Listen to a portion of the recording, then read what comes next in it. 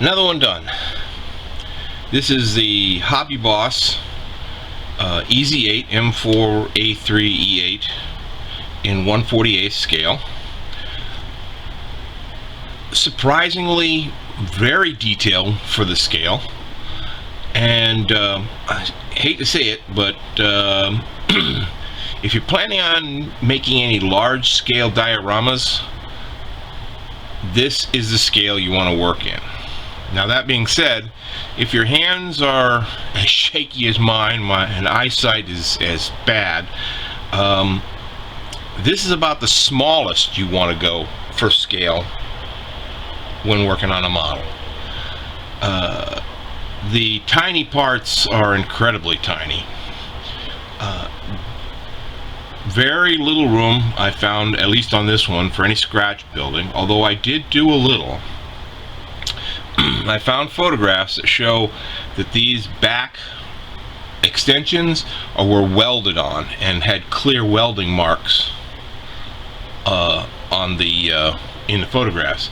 So I replicated those with some stretch sprue, softened up with Tamiya extra thin, and then used my hobby knife to cut in the welding marks. The machine gun 50 cal was substantial enough that I was able to drill out the end of the barrel and also the front sight, giving it a little more detail. Now, the downside of the 50 cal was the back handle was molded as one big slab of plastic, so that I had to do some carving back here to get the individual handles to appear, as opposed to one big slab, which is kind of surprising given the fact that they provide you with some really beautiful tiny details, like the PE for the brush guards, that they couldn't have done a better job on the back of the machine gun, handle of the machine gun. The one really big issue I had with the kit was one of the pieces that hold the return rollers in place was missing. After a close examination of the sprue, you could see that it looked like it was plugged. It was rounded off smooth, indicating that no plastic went in there to make the part. Now, I contacted them and explained it and sent photographs, and they said that they'd be happy to replace the part for like $3, I think, which isn't bad. You know, give you the whole sprue for $3. But then they wanted like $12 or $13 to ship it, and then I'd still have to wait. And given the fact it's way in the back, you can't see, it was just so much easier to scratch build the piece. So there is some scratch building on this.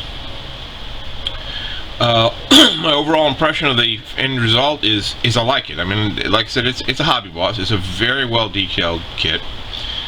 It came with two basic camouflage or paint schemes. One in the solid green, as you see here, which, by the way, is the Vallejo Camo Dark Green number 70.894 for those of you who, you know, like to know that kind of information.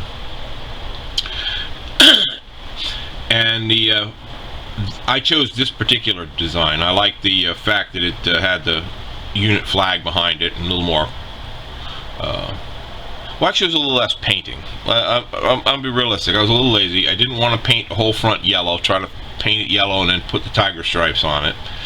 And I didn't think I could do a good job. But I knew I could do a job with the decals. I don't know, okay job with the decals, and I did. I used a lot of Solvaset to get it to mold in around some of the edges here. And I had to remove, after construction, the travel lock and machine gun in order to get it set down in place.